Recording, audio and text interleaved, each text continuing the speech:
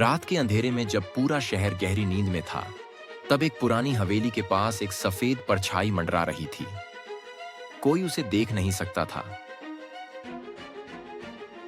पर हवा में फैली उसकी सुगंध लोगों को अपनी ओर खींच रही थी।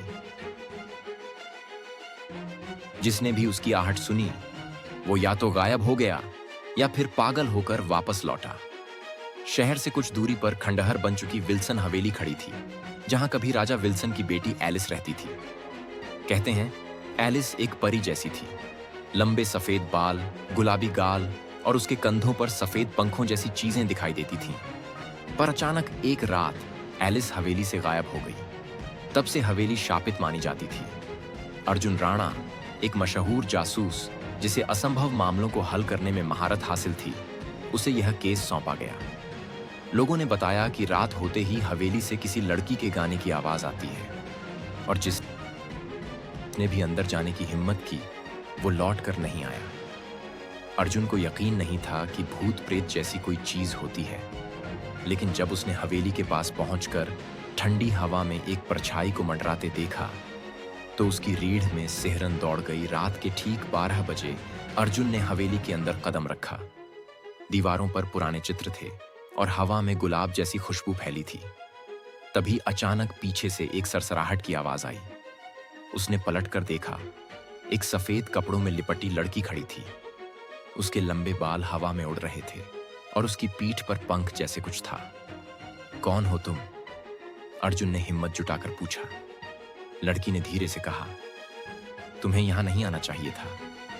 अर्जुन को लगा कि यह कोई खेल है, लेकिन जब लड़की हवा में ऊपर उठने लगी तो उसकी आंखें फटी रह गईं।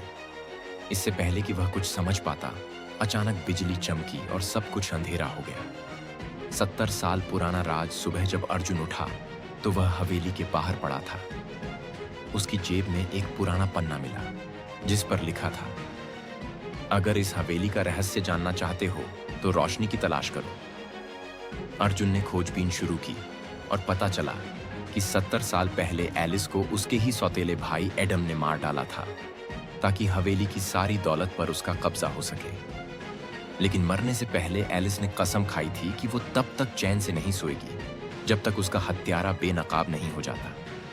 अर्जुन ने हवेली के तहखाने में एक छिपा हुआ कमरा खोज निकाला। वहां एक पुरानी पेंटिंग थी, जिसमें वही लड़की थी, सफेद पंखों वाली परी। तभी अचानक दरवाजा बंद हो गया और वही लड़की सामने खड़ी थी। अब तुम मेरे सच से भाग नहीं सकते, लड़की की आवाज गूंजने लगी। अर्जुन ने पेंटिंग के पीछे एक तिजोरी देखी, जिसमें एक डायरी रखी थी।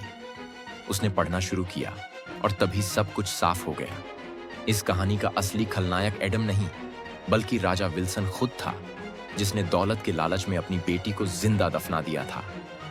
अर्जुन ने सारी बातें रिकॉर्ड कर लीं और जैसे ही उसने पुलिस को सूचना दी, हवेली में तेज हवाएं चलने लगीं। सफेद परी की परछाई हवा में घुल गई और हवेली खुद ब खुद ध्वस्त हो गई। अंतिम दृश्य, रहस्य की समाप्ति या एक नई शुरुआत। अर्जुन ने सोचा कि सब कुछ खत्म हो गया है, लेकिन जब वह कार में बैठा तो पीछे की सीट पर सफेद कपड़ों में वही लड़की बैठी थी। उसने धीरे से फुसफुसाया, क्या तुमने सच में सब कुछ जान लिया? कार स्टार्ट होते ही अर्जुन का दिल तेजी से धड़कने लगा।